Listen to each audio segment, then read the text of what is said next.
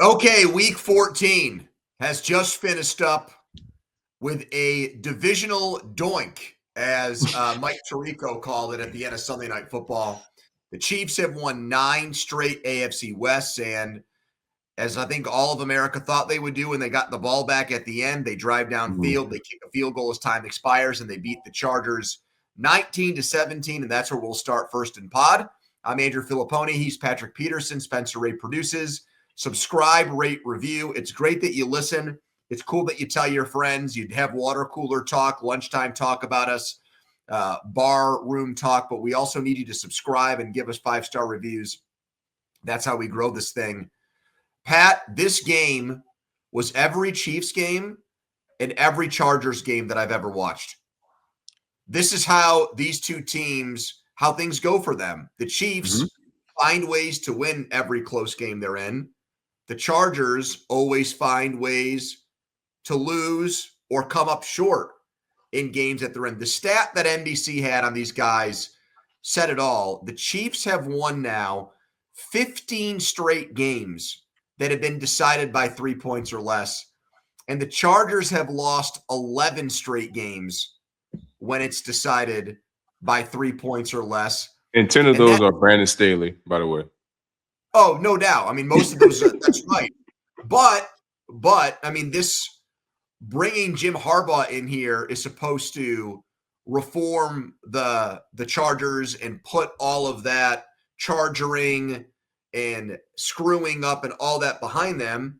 And so far, he's 0-2 against Andy Reid. And it's not as if, Pat, these Chiefs teams are perfect teams. They weren't again tonight. They didn't score a touchdown in the second half of the game.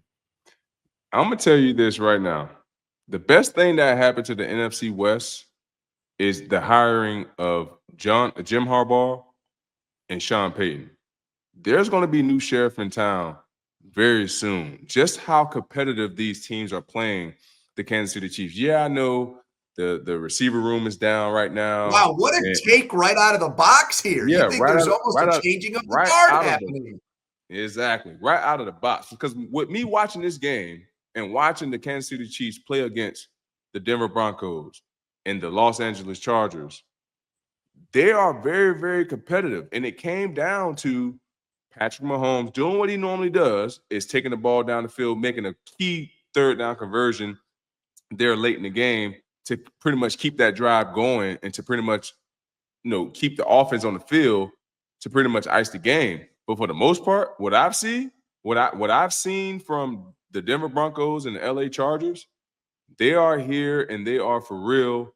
And watch out, Chiefs. Yeah, this year was your year, but I'm telling you, they better watch out for the Chargers and the Denver Broncos, because they have two head coaches that not only been there before, but they know how to gear their team up, regardless what the situation is and regardless who they're playing. So I'm telling you, the best thing that happened to the AFC West are those two new sheriffs in town, and Jim Harbaugh and Sean Payton.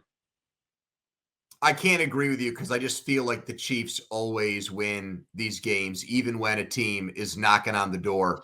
They just can't kick it down, Pat. I mean, the Raiders play the Chiefs tough and find ways to lose games. The Raiders like don't have Sean Payton or Jim Harbaugh. I'm telling you, this is Jim Harbaugh first year back coaching in the big leagues. His first year is always a struggle, right? I'm telling you, Pony, have I led you wrong thus far since we've been on our podcast? I told you about the Cincinnati Bengals. For the most part, you have not. I'm telling you, but watch what I happens do in the future to come. Well, I do think the Chargers have nothing to be ashamed of in this game, especially because they were shut out in the first half and it looked like Herbert was done. Yep. He stays in the game. They score 17 points in the second half. 2 great touchdown drives from him. He's doing it with no J.K. Dobbins, with Ladd McConkey, who didn't play. Disley, his tight end, who's a security blanket, got hurt late in the first half and never returned. Now, his offensive line right now is much better than Kansas City, so he does get decent protection. But I thought this game had an opportunity in the second half to be a coming out party for him. Everyone thinks Herbert's great. I mean, it's not like when I say coming out party, I don't mean like open their eyes to the idea that he's a really good player. But Pat, he's got to win a big game. Yeah. I mean, he's gone to the playoffs, but he's known in that game for blowing one of the biggest halftime leads in the history of the sport. Yeah. He's got to win a game of consequence and substance at some point, and he probably deserved better tonight, to be honest with you, because I thought he played. I thought it was a Herculean effort from him in the second half of the game. Yeah, Justin Herbert played his ass off in the second half. I was going to talk about that here with a big time answer by the Chargers coming out of the half, being down 13-0. And it was questions that he was possibly not going to return in that game because he got hurt on the last play of the first half. So I was in questions of if it was his knee, was it a hamstring, was it his rib area? I had no indication what the injury was, but I was very shocked and surprised to see him back out there knowing how long he was on the ground for. So when I saw him on the ground, I'm like, damn, he might be hurt. You know what I mean?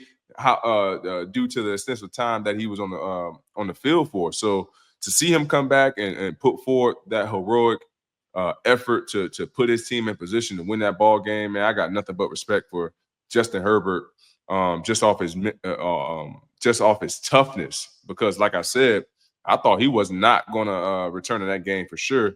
Seeing the hit that he received right before the quarter expired to take it into halftime. One thing I've said a lot on this show with you is that I think the Chiefs' tackle situation at some point is going to come back to screw them. And he was running around like crazy. Mahomes tonight. Humphreys, your old teammate, got hurt with a hamstring injury. Morris had to come back in. The whole point of bringing Humphreys in was to keep Morris off the field, so they know they've got a problem there. And then I think they got another issue at your old position, Pat. Their corners are dropping like flies to the point where Steven Nelson had to get brought in, who played for them years ago. And I think they're going to probably sign him to the practice squad as insurance. But if they don't get home, I don't think that their corners are good enough to hold up right now. Yeah, I agree with you 100%, especially seeing how they performed against, I think that was the Carolina Panthers, if I'm not mistaken, where they should have lost.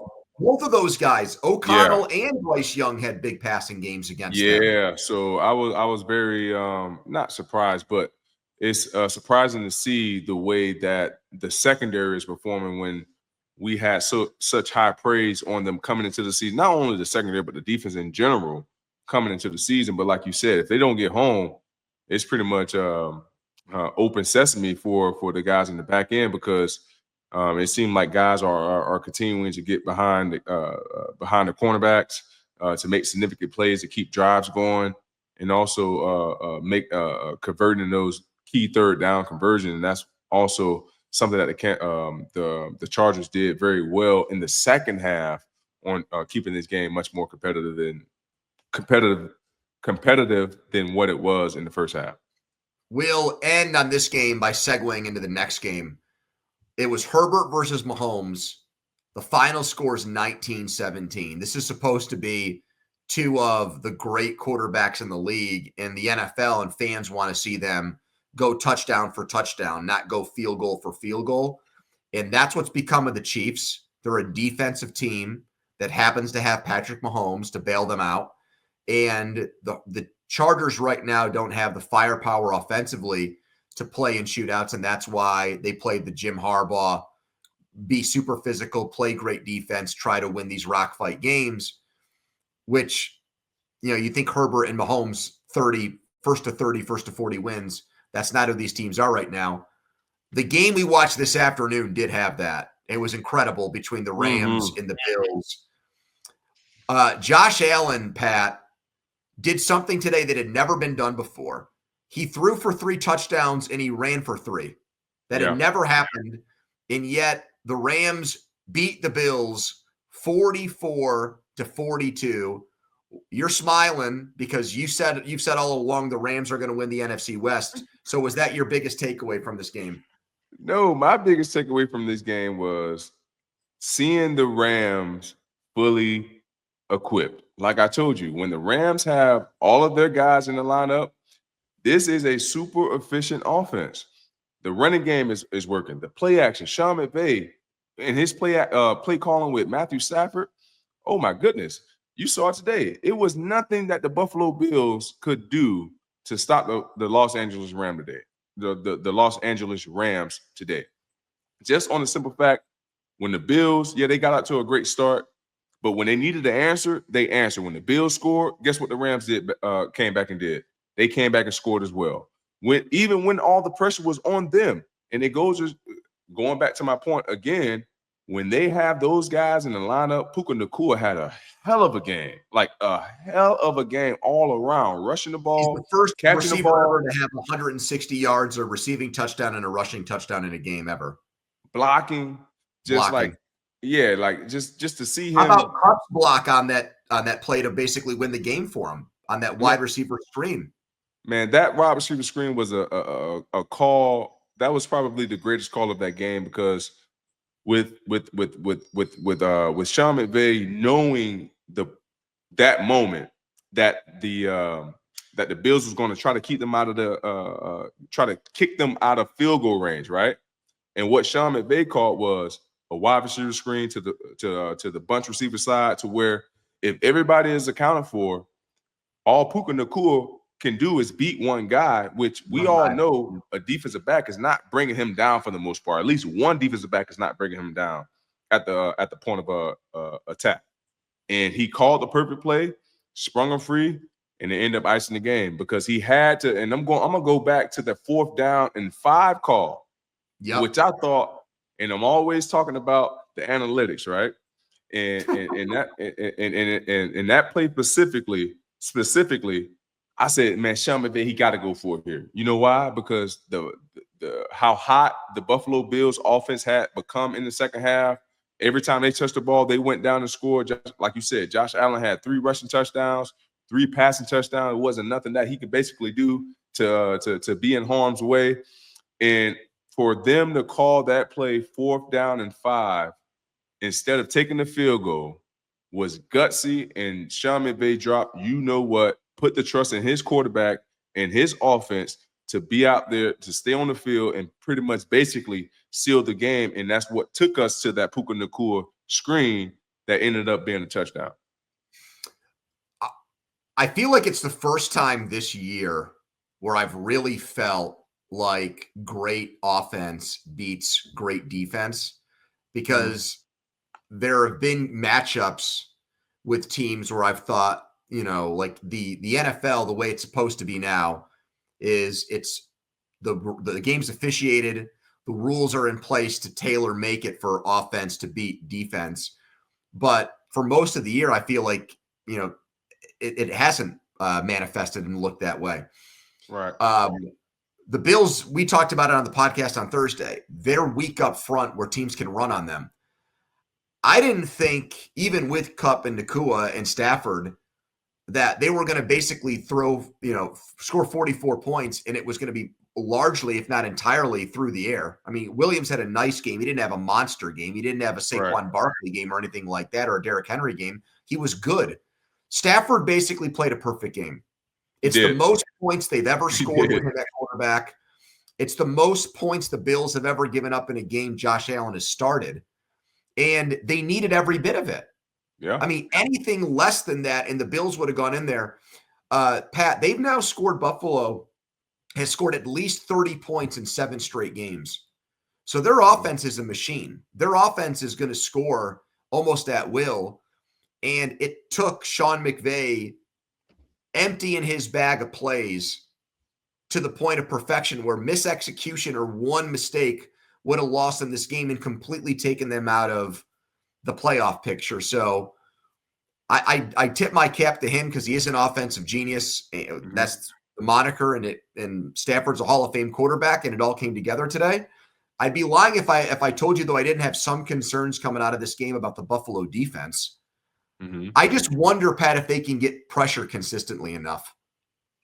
Their back leader is Russo with 6.5. They don't have a TJ Watt or a Max Crosby or an Aiden Hutchinson or somebody like that who you've got to or a Chris Jones who you've got a game plan to stop every Sunday up front.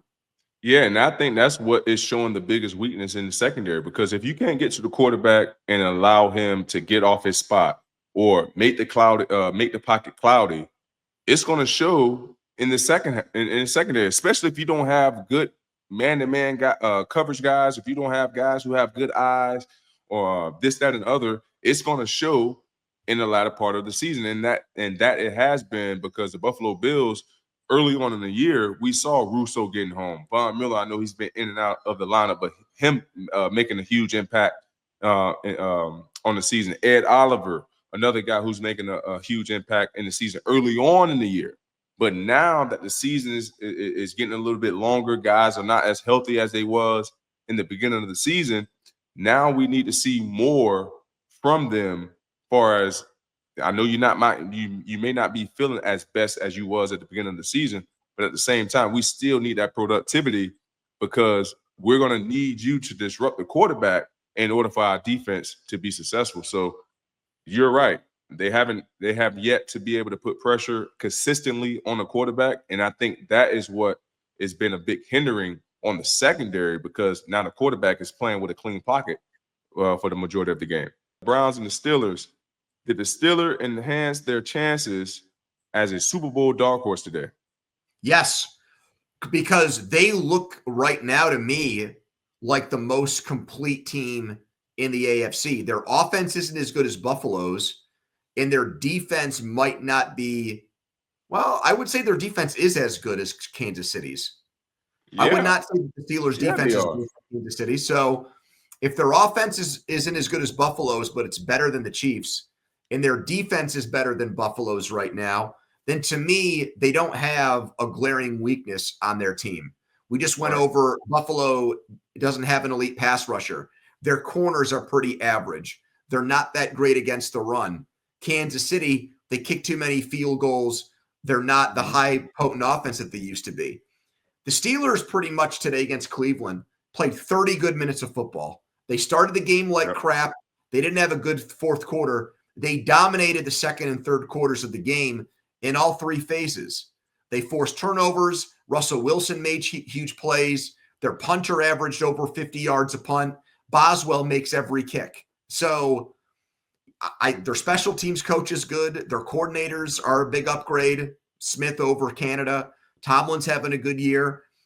Their 53-man roster, Pat, I'll put up against just maybe not Detroit's or Philadelphia's, but as far as the AFC goes, I'll put their complete team up against anybody in the league right now. And it's 12 touchdowns and 3 picks for Russell Wilson. He's playing his best ball since you had to go up against him in Seattle. Right. And why wouldn't you put the Pittsburgh roster up against Detroit Lions roster? I'm just curious. Because I think we saw today when Pickens is out and he didn't play with a hamstring injury. I'm a little bit conspiracy theorist on that, to be honest with you, Pat. Okay. I just don't think that they have the dynamic playmakers that Detroit has offensively. Amon-Ra St. Brown, Jamison Williams, Tim Patrick, Sam Laporta, Jahmyr Gibbs, David Montgomery. Offensive line is phenomenal. But then, Pony, it's an even trade out, because I don't think Detroit Lions defense is as good as Pittsburgh's defense. I have to concede that. You're right about that, especially with all Detroit's injuries. So maybe Philadelphia is actually the better comparison. Maybe Philadelphia's roster is the one. I see that much better. I see that much better on saying that the Philadelphia Eagles roster overall may be better than the Pittsburgh Steelers, but I don't see the Detroit Lions roster being better than the Pittsburgh Steelers, because the Pittsburgh Steelers defense is going to be able to keep them in the ball game, right? Not a lot of big plays. That's like saying take Amon St. Brown out of Detroit Lions offense.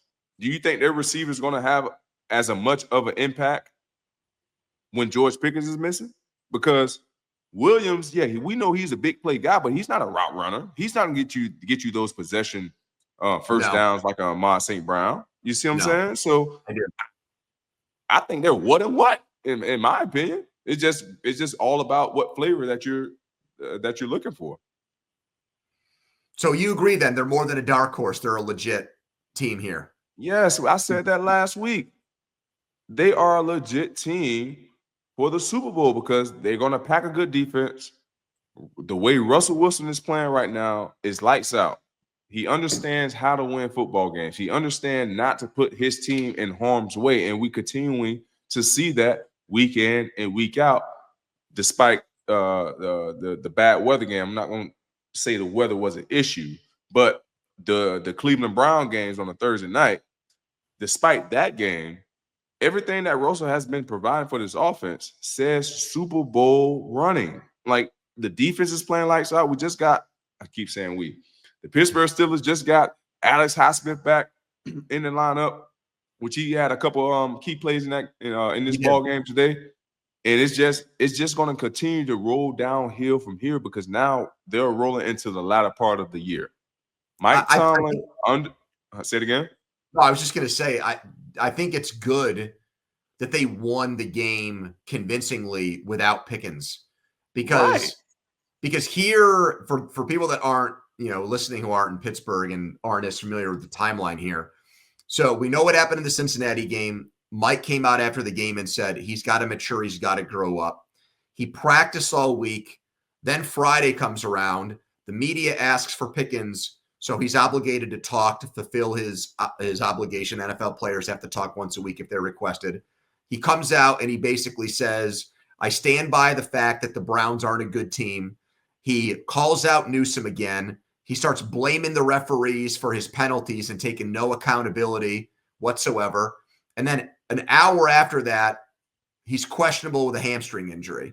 Schefter says an hour before the game he's good to play. And then he's a late scratch, Pat. I mean, I don't put it past, hey, maybe he was 90%, so they can say it was an injury. I don't put it past Mike to say, you know what? If this is how you're going to act, I told you to mature. We'll go out and win this game without you. Hey, I'm just saying, man. Yeah, I did not hear those reports, but you never freaking know. You never think about it. They took him off the field against the Cowboys and said it was load management like it was the friggin' NBA. We know that was not the case. You got a point. So I don't always take the company punch on that. Hey, Falcons, do you remember? Hey, wait, real quick before we go into the next topic. Do you remember the time? I cannot remember what game it was, but where he was not introduced as a starter. I don't know if Yes, I do. Right?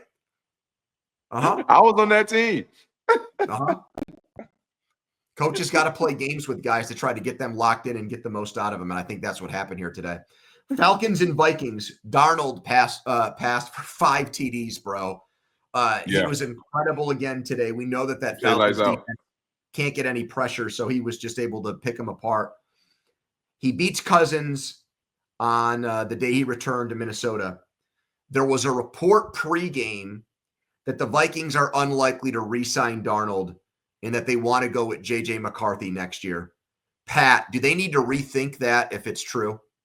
Yes, indeed. If that report came out and said that they do not want – I mean, it's going to be good for Sam Darnold because he made himself some money this year. Regardless what happens, somebody is going to pick up Sam Darnold next year and pay him very, very handsomely, right? But if I'm the Minnesota Vikings, I'm definitely rethinking that because what was the odds that J.J. McCarthy was going to come in and have the success that Sam Darnold is having right now? Very, very slim. Right. So why wouldn't you want to have a guy like Sam Darnold who pretty much looks to me, you and I, that he have a pretty good understanding of the offense?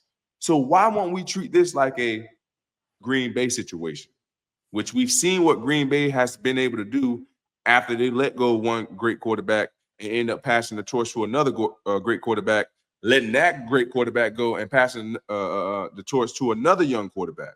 So why wouldn't you want to go down that route? Because we all know the game is very fast for young quarterbacks. And with him missing a whole year of not seeing any live action, you telling me that you're going to put all your trust and all your dollars in your pocket in J.J. McCarthy?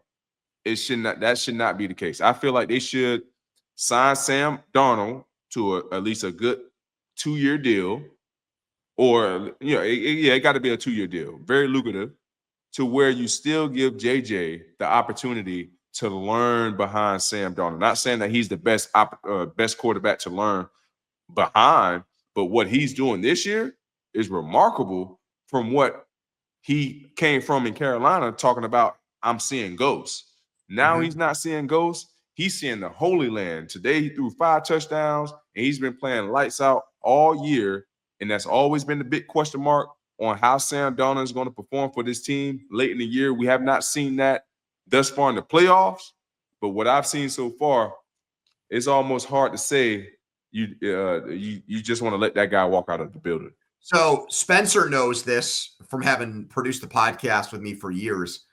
I said multiple times last year that I thought that Darnold was going to get a shot in San Francisco because Purdy was either hurt or struggling, and he was going to go in and never come out.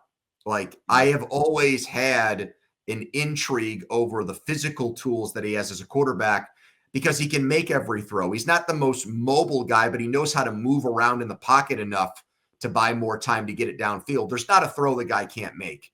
It's processing, it's reading defenses, it's not being prone to the mistake where he forces throws. That's haunted him too. It's trying to weed those parts out of his game. He had a little bit of a stretch about a month ago where those bad habits crept back in, and now he's playing as well as any quarterback in the entire league. And Spencer puts up he's only 27. J.J. McCarthy turns 22 next month. There are guys, Bo Nix was basically 25 years old when he came out of college. I see no problem. Why would you want to voluntarily move on from a quarterback in his 20s who's playing at close to an MVP level? That makes zero sense to me. This is not Jimmy Garoppolo who's in San Francisco and he's just along for the ride and you feel like you can draft somebody and he can do just as well, if not better. The guy is elevating the play of the people in the offense. And, look, I get it. When you've got Jefferson as a wide receiver, it makes everybody's job easier. But it's not just Jefferson. Addison had 3 touchdowns today.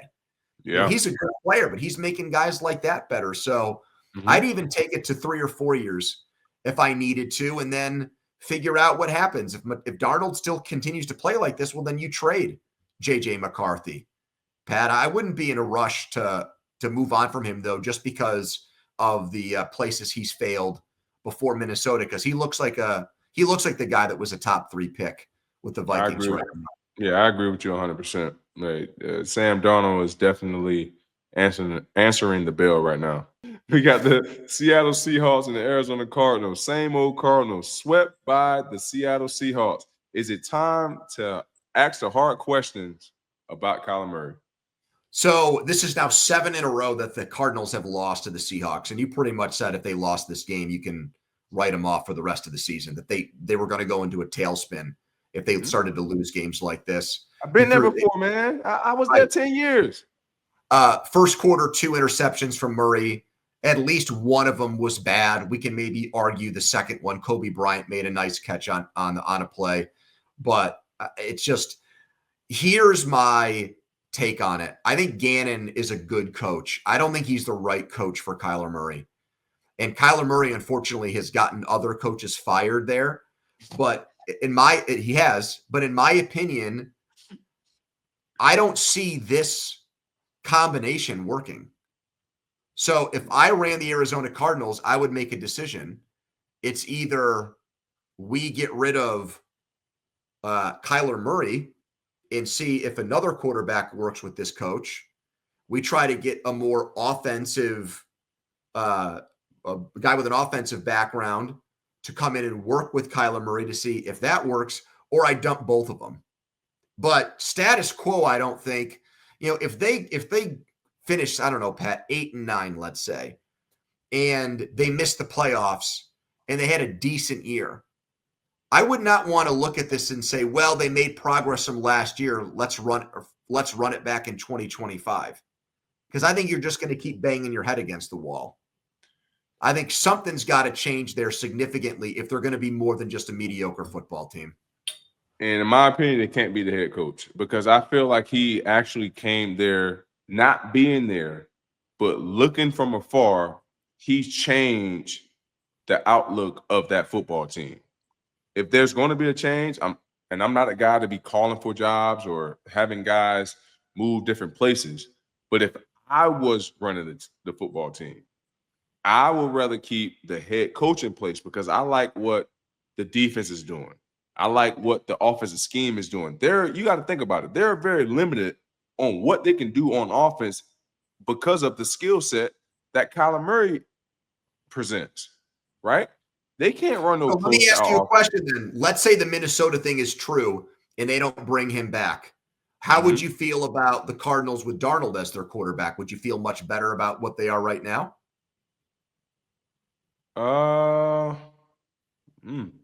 That's a good question. No, just No. because of what they have in place right now there in Arizona. Like like I don't see that being a good fit for Sam Darnold going there. And I don't even know the offensive coordinator and how they're calling plays, but I'm just going by what I've seen for Kyler Murray. It seemed like they're running the same stuff that they pretty much ran when Cliff Kingsbury was there. So those are plays that Kyler Murray is comfortable with. Yeah. You know what I mean? So yeah. I don't know where the offensive coordinator came from, but that's what I'm saying, that they're very limited on what they really can run and really explore versus opponent defenses because of what their quarterback is able to do. There are two quarterbacks in the NFL whose stock has dropped precipitously mid-season, and it's Cousins and Murray. Cousins lit up Tampa Bay. They looked like they were going to win the division going away, and he's completely fallen apart and looks cooked and looks like his career's over. And Murray, a month ago, was talked about for the MVP as a dark horse, and now they can't score. They 18 points in this game. Seattle's defense is okay. It's not great.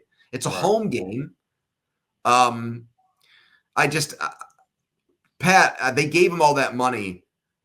I don't see a path forward with them to be a big winner with him as their quarterback. Especially late in the year. Especially late in the year. I got a stat here for you. We went over them last Thursday. The numbers are terrible in November. I got another stat for you. I just saw this today. Kyler Murray, before this game, he was 1-5 when throwing the ball more than 35 times. So he lost the game today throwing the ball 38 times, which put him now 1-6 when throwing the ball more than 35 times. So what that tells me is, obviously, we can't rely on Kyler to throw the football. Yep. But therefore, we have to rely on our running game. We have to have a running game by committee. The leading rusher was, obviously, we know James Conner is going to be the leading rusher. The next leading rusher was Kyler Murray. Mm-hmm. Like, that's unacceptable. If we know, and I know coaches do their due diligence, they're very, very stack oriented. They really understand and look at everything that's under a damn rock. And if I'm a head coach and I know that my quarterback is 1-5 when we pass the ball more than 35 times, I'm gonna try to keep that number low. Like I'm not going over that number, like point blank period, because it have shown that when he throws the ball more than 35 times, that there's going to be a possibility that we lose this ball game. So therefore, we got to create a better run game, a better screen game, give him more efficient passes when it is time to pass versus just drop back and passes and just praying that they get completed. Because we all know that he's little. We all know that he's short, that he can barely see over the offensive lineman. So why do we want to continue to put that stress up on him and on the team when we know when he throws the ball more than 35 times, they're 1-5? I think the rebuttal, though, is easy because of where they drafted him and how much they're paying him. They're paying him to throw the ball that much. Man, the hell with all that. The hell with all that. They drafted him because they had Cliff Kingsbury as their head coach before they drafted him. That's why they drafted him. And they already had a quarterback. Well, I mean, he didn't turn into anything, but they had drafted a quarterback in the first round the year before, too. Which exactly. So that is why the Arizona Cardinals drafted Kyler Murray, because they hired Cliff Kingsbury in February. Exactly. So they wanted to be able to team him up with someone that has familiar play calling that's going to help him be successful. And that wasn't able to happen.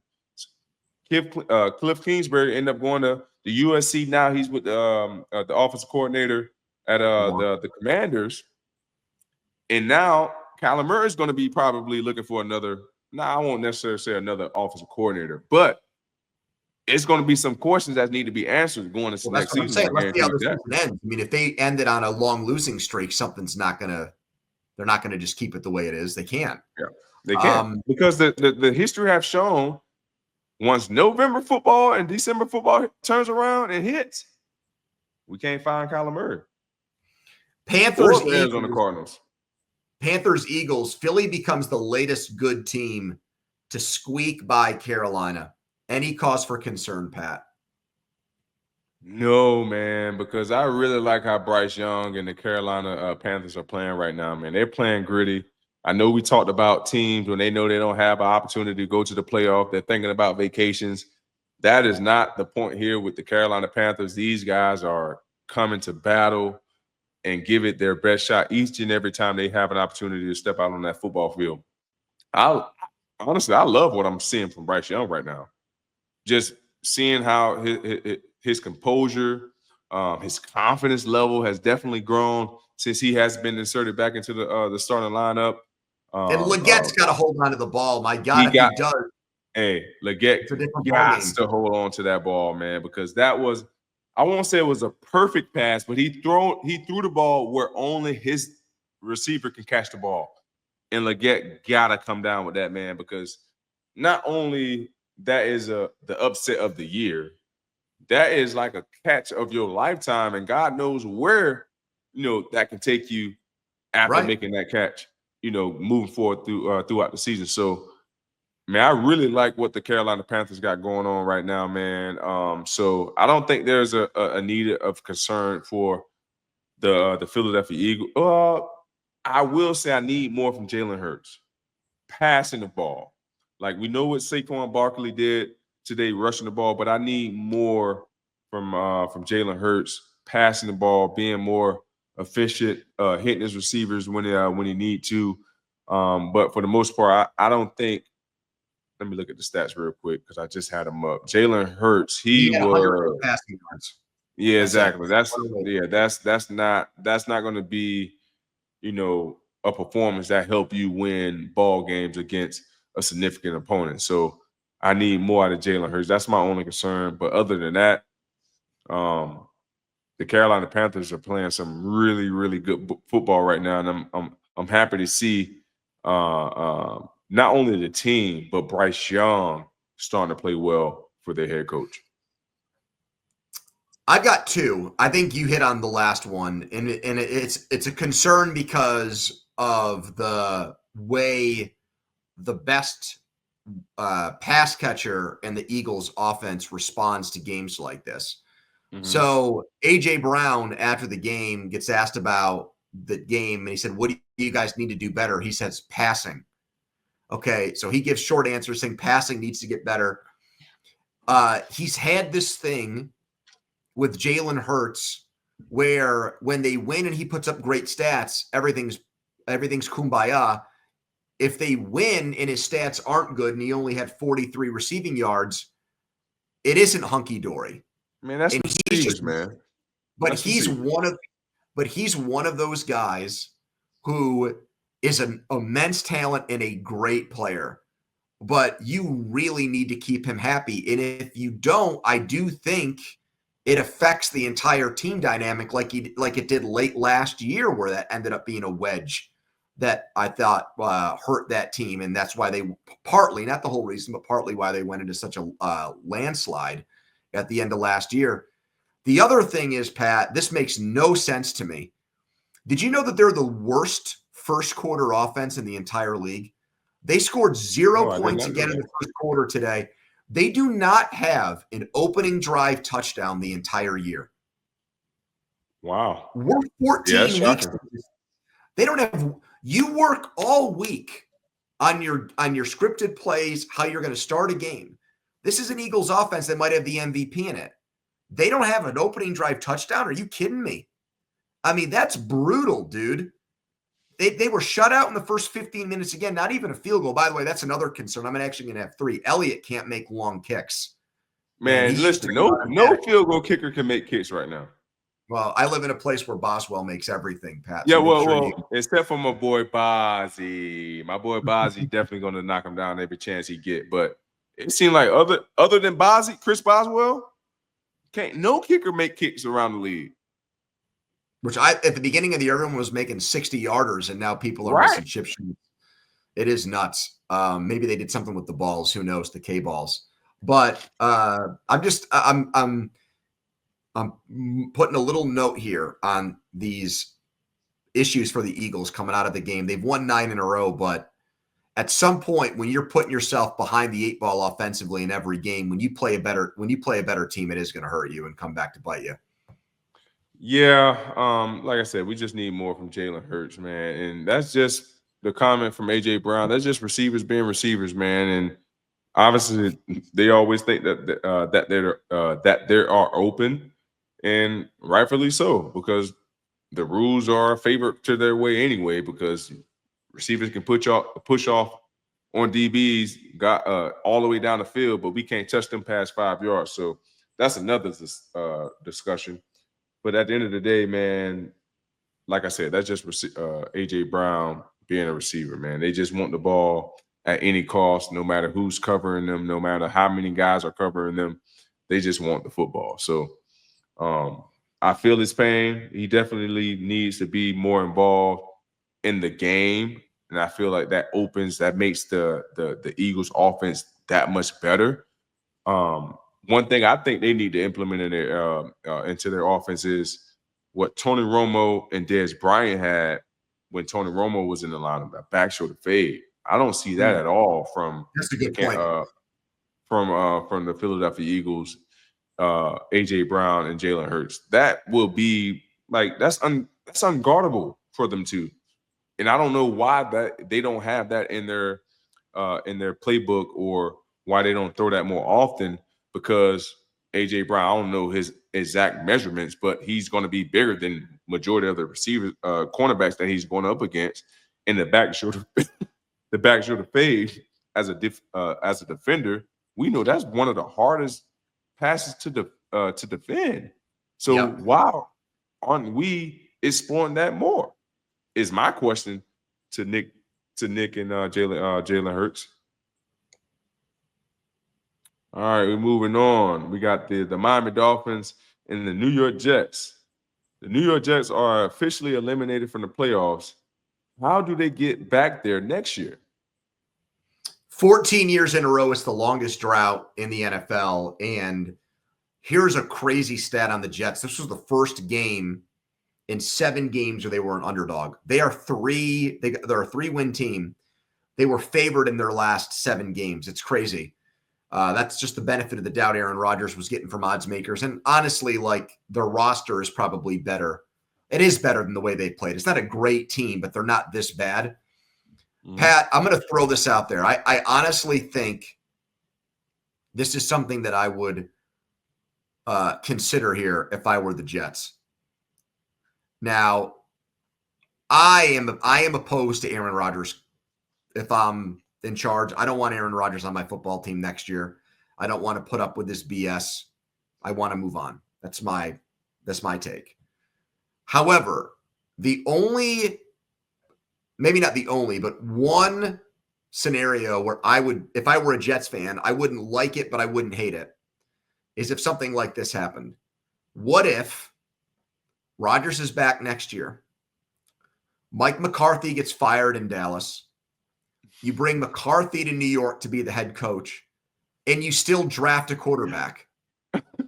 And in that situation, like, Aaron's already dealt with having first-round quarterbacks on the team with him before. I mean, it motivated him in Green Bay.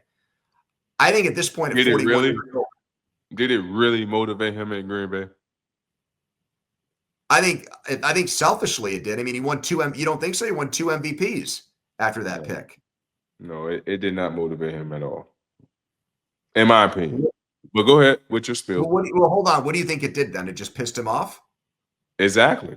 That's all it is. Just pissed him off.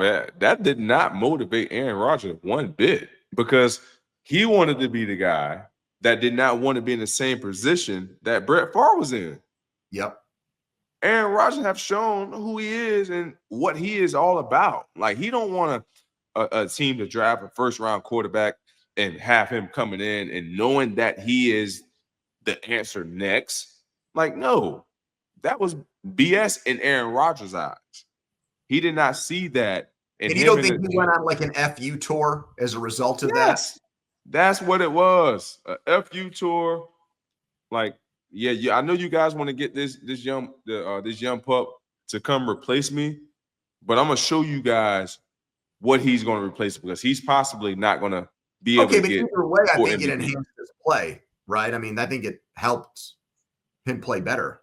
Yeah, so I don't think it motivated him. Okay. I think it pissed him off. Gotcha. Okay, so pissing him off made him play better. Well, then piss him off again and grab somebody else in the first round.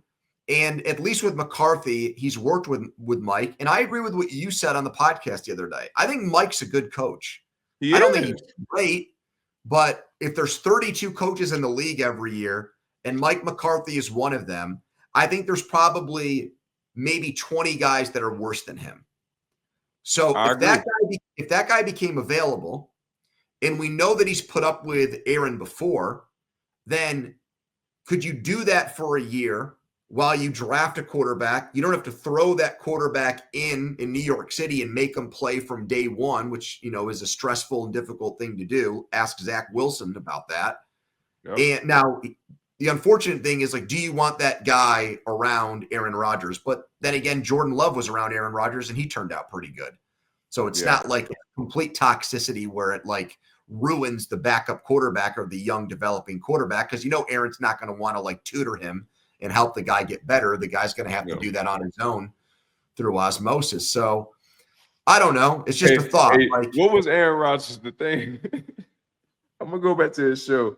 The thing that got me when he said, "I am what I don't want to bastardize his words, but he said he is the king of silentness or something like that. He liked being by himself.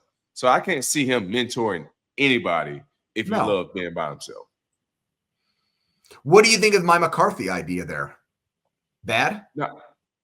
No, I like the Mike McCarthy idea because, like you said, I don't think there's 20 head coaches in the league that's better than Mike McCarthy. Like, I feel like he is a solid, good head coach, and he will be able to get a team with no distractions to where they want to be if they've never been there before. Here's what I would do, Pat. I would hire McCarthy, and I would say, Mike, you might work with Aaron Rodgers, you might not. It's not a guarantee. And I would go to Aaron, I would say, look, you've played for Mike before. You're not a $40, $50 million quarterback anymore. Play for 15. And if you don't want to play for 15 or 20, then leave. But if he's leaving, well, then he's gone then. Yeah, he's gone. Aaron's not playing with no 15, 20. Cancel it. He's gone. If a team offer Aaron Rodgers $15 to $20 million, bro, listen, I don't even know what he would say. He ain't played like anything more than a $20 million quarterback this year. Say it again. I said he hasn't played like anything more than a $20 million quarterback. I agree with you 100%. But at the same time, as he said 2-3 weeks ago, that his resume should not dictate the outcome of his career or the outcome on what a team should be able to, pick for him if he's not with the Jets next year. So therefore, no, he's a 4-time MVP trophy winner. There's no way that he's taking no damn $15, $20 million. Not happening. Bears 49ers. What a friggin' blowout this was. What an embarrassing game. You think it's embarrassing. Eberflus at the end where he's botching calls. 38-13 was the final score. They don't have the coach to blame for a blowout. Did this team quit? Did they pack it in, Pat? What happened here? This is one of those teams that's thinking about Cabo, Bora Bora, Maldives, the West Indies, all that right now. This is a team that's thinking about their summer and winter vacation somewhere warm, somewhere on the beach, because this team, this was just pure domination. Like you said, the 49ers, did you know the Bears only had 2 yards the entire first half up until 1 minute and 50 seconds left in the second quarter? Yeah, they That finished for 4. That is by far embarrassing. And that goes to show me that this team has hung it up. I know they came from the East Coast, so this probably was a 2-day trip. So they got there Friday. They had their walkthrough Saturday morning. The guys went out, started shopping. They went in and went probably to Root. I don't even know Root Chris yet, but that's what it was when I was in the league. They probably went somewhere extravagant out in San Francisco and joined that the Bay Area lifestyle and went out there and got their ass embarrassed. And that is a sign and tell that they have packed it in and have thinking about, and then now that they are thinking about Cabo, Australia, well, I don't even know the other places I just said, Dubai, I'm gonna throw that one in there. These guys are thinking about their spring and summer vacation right now, and the performance they put up today was proof to show it. It made no sense because they, I thought, acted like a group of guys that believed that the coach had screwed them over. And that if they had better coaching, they would be a better team. So they get what they want. The offensive coordinator has been fired. The head coach has been fired. And the performance gets drastically worse. I mean, usually even bad teams have a little bump the week after their coach gets fired. Right. That's what I was hoping for. This was one of the most hideous things. What I don't understand about this situation is the owner of the team, or the president of the team, Kevin Warren, came out and said that the GM there, Ryan Poles, is the right man to hire the next head coach. Based on what? He brought in Matt Eberflus. He let Matt Eberflus hire Shane Waldron. He helped set the culture for this team. The GM should not be safe there. I'm sorry. Like, he made the decision to draft Caleb Williams over Jaden Daniels and surround him with these people. He thought that this was the best incubator or best way to develop and grow a quarterback. I would completely change my mind about a decision maker based on how poorly the last 2 months have gone from the Bears. So it's half measures there, man. If you're going to actually attempt to do it right, then go all the way with it. Don't take a half step here, Pat. Go the full Monty and get rid of the GM there too would be my advice. So you just want to clean the house, huh, Pony? Yes. Yeah. When you lose 38-13, you got 40 yards in the first half. Yeah, we're thinking about cleaning house. When Brock Purdy looks like Joe Montana against you today, and George Kittle looked like Rob Gronkowski in his prime. Yeah. There are going to be some decisions that need to be made there in the Chicago Bears organization because, like you said, Ryan brought Eberflus in, and he fired him with 6 games left in the season. He decided to draft Caleb Williams, which I felt like Jaden Daniels was the number 1 pick in the NFL draft. Just seeing what he was able to present in college football, like he was very accurate. He was a quarterback that did not really throw many plays off strip. In the NFL, say it again. If you're Bill Belichick, aren't you watching this game saying, "Are you fucking kidding me? I gotta go interview for the North Carolina football job, and the Bears are a laughingstock team with a young quarterback, and they've got apparently zero interest in me." I mean, it really looks like the NFL is zero. I mean, if he's doing that, Pat, because I think he feels like the chances or odds of him getting an NFL head coaching job are slim to none. Why else would he waste his time with something like that? Yeah, this is very intriguing to see Bill go after this North Carolina job. And I don't know why. Well, with the league being as young as it is right now, and I feel like I stand by this wholeheartedly. Owners are, if you're not able to communicate with these young players and be able to be on the same ramifications or the same page as them, how is the team is going to be successful? Like, I get that Coach Belichick has done a number of successful things in the league, but you got to understand the demographics of your roster now. Like, you're not going to have these Teddy Bruschi's who've been in the league 8, 9, 10 years and understand your process. Like, you're going to be in a part of a team that's very, very young. The oldest player on your team is, well, we exclude the quarterback. The oldest player on your team may be 6 years in, and that may be the linebacker. You know what I mean? Mhm. Because the NFL want their skill position players and everybody, people surrounded around their team to be young. That's just the way the league is trending. So how are you going to be able to communicate with these young players? And that's what's making it more intriguing to me as well. If the league is not hiring him, right? Now he's going to go work with teenagers. Yes. And not only that, like, Bill is going to have to go on a recruiting trip. Like, he got to go into at least 90 homes within a month span. Like, I don't see Bill doing that. I don't see Coach Bill Belichick doing that No, me neither. on a consistent basis. Like, week in, week out, I got to jump on a private plane to go speak to somebody's mom to persuade them to come play with me. They don't even know what like, you know, I'm Bill Belichick. I won 6 Super Bowl championships in the NFL, the highest league of them all. And you mean to tell me I got to come to your front into your living room and bribe you, not only bribe you, pay you and your son to come play for me? I just don't see that happening for Coach Bill Belichick in college football. That is why Nick Saban left. Yeah, I just think that just speaks to how desperate he is right now.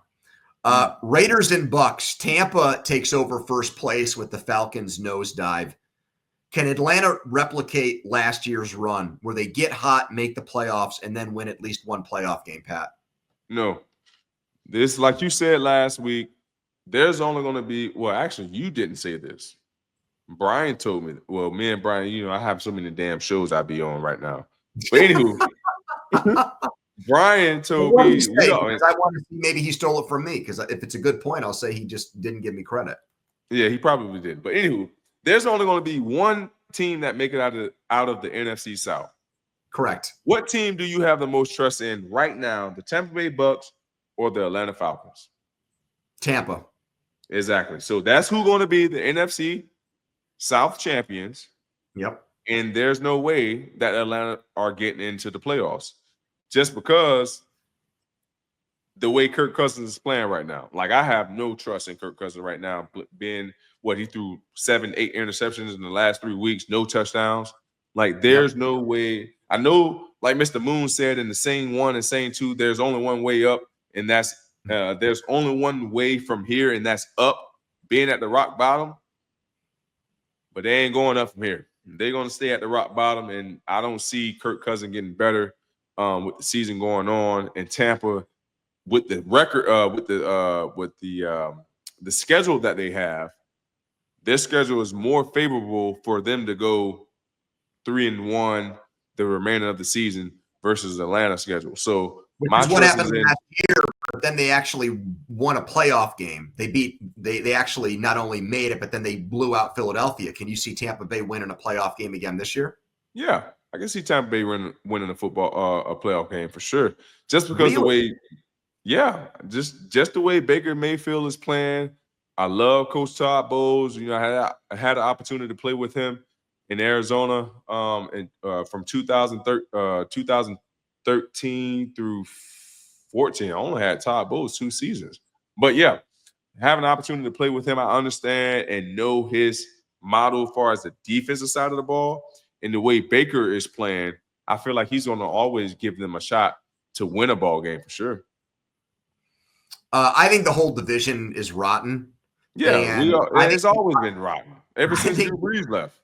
I think the only reason why they're even in this position is because their last 3 games have been against the Giants, Panthers, and Raiders. So they won all 3 of those. Before that, they had a 4-game losing streak against the Ravens, Falcons, Chiefs, and 49ers. So all they've proven to me is that they can beat really bad teams. And Carolina, we said, has played better, but they're still fine. They're playing competitively now. They're still finding ways to lose games. Tampa Bay is going to have a home game against either Minnesota, Green Bay, or Washington. I'd pick them to lose to all three of those teams. I don't think they'd beat any of them. I think Minnesota would go in there and beat them. I have confidence in Green Bay because Love's not turning the ball over now. And even Washington with a rookie quarterback. We saw Stroud win a playoff game last year. I think that they could go in there and beat them convincingly. So you're saying those three teams can go in and beat Atlanta convincingly? No, Tampa. We're talking Tampa right now. Oh, Tampa. Yes. Tampa. Yeah. And what three teams you said again? Washington, Minnesota, Green Bay are going to be the three wild card teams in the NFC. It's just a matter of how they're seeded. I don't see Washington beating Tampa Bay. I don't. You're turning your back on Jaden Daniels now. I'm not turning my back on Jaden Daniels. Let's back up a little bit. I'm not putting my back on Jaden Daniels, but what I am doing is I'm putting my trust in Todd Bowles and his defensive scheme to make the game much more difficult for Jaden Daniels. That's what I'm saying. I feel like Jaden Daniels is a rookie quarterback. I've been with Todd Bowles, and I know how much he loves to make it cloudy, funky, and have those young quarterbacks seeing ghosts, seeing things that's not there, and make the game much more difficult for him. So for me, being with Todd Bowles and understanding when he has a rookie quarterback at the behind the center, I know what he's going to bring. So regardless what the season that Jaden Daniels is having right now, I will put my trust in the Tampa Bay Buccaneers defense to make it hard on Jaden Daniels to be all damn near perfect. And every time he get that football, that he got to go down and get something out of it. And I feel like that's a lot of pressure to put on a young quarterback. Washington did give up 37 points to Tampa when they lost to them, but that was all the way back in week 1. That was Daniel's first game. Saints, Giants, Jags, Titans. What do you have on these games? Anything? Nothing. Ain't nobody want to see neither one of those games. Giants, the Jags Titans game set back football probably 100 years. It was 6-3. No doubt about it. Ain't nobody want to see neither one of those games. What the final score was? 10-6. The Jets game, not the Jets, the Giants and the Saints game, 14-11. Hell, we have airplanes flying across the field. They asking my man Neighbors about did he have anything to do with that?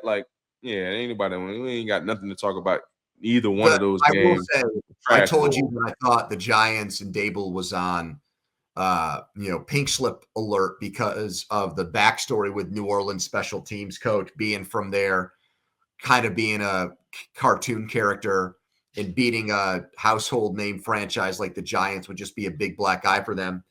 And then to make matters worse, it happens because a chip shot field goal gets blocked. I don't know if you saw it, but basically one of the Saints defensive linemen just jumped over the offensive line to block it, which for a dude that size is a crazy athletic thing to do. He didn't just jump up vertically and block a kick, which happens all the time. He friggin' like Saquon Barkley style leapfrogged the lineman and then had to jump again to block the kick. So Derek Carr got hurt in that game. Derek Carr, I've ripped him on this podcast before, but I will say this. He clearly is good enough to be a starting quarterback in the NFL because when he's out, the Saints offense just becomes unwatchable. Horrendous.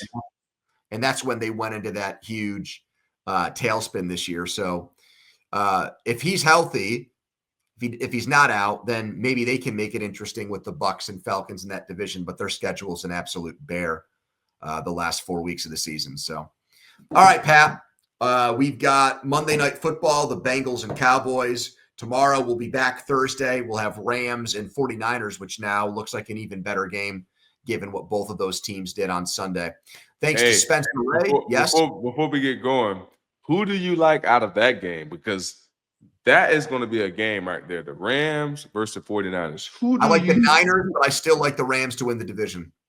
Man, the Rams what are they playing? Are they playing in San Francisco? Or It's in San Fran, so you got to worry about those Rams players going to Ruth's Chris and having a night out in San Francisco. Nah, I'm not worried about that because Sean McVay record against Kyle Shanahan. What is it, Spence? Before I start blurting out something crazy. It's crazy good. Exactly. So I'm going with Sean McVay and the Rams. What I told you last week, give me the Rams. And one more shout out. Kudos to the Minnesota Vikings. They did, after they scored a touchdown, a White Chicks movie celebration. Oh, I've never man, that celly was crazy. Shout out to I've my never boys, seen Josh the movie Metellus White and Cam Bynum, man. Yeah, I've never seen White Chicks, but that looked pretty good. That was a nice choreographed thing they had going there. But yeah, they got something special going because they did what was it? Parent Trap at the beginning of the year. I think they did that over in London. But those are my guys. So speaking of Cam and Metellus, my last year there, that was my whole thing. When I came into the locker room, I'm like, man, what are we doing this week as a celebration? Because I don't know if you remember, we did the Kyler Murray, PlayStation thing. We did the Messi goal. We had so many celebrations going on throughout, like trendy celebrations. Yeah, so like that was one of the things that I always was big on. Being an older player, wanted to be more not hip, but be more into the young guys, right? Yeah. And that was one of the things that I took pride in, coming in every week on giving suggestions on what I think the celebration should be once the defense make a great play. So yeah, man, shout out to Metellus and Cam Bynum, man. They're still doing it. They're like still upholding the standard that you set there in terms of creative, fun celebrations. That's cool. All right, we'll talk again next week. Thanks for listening to First and Pod. Peace.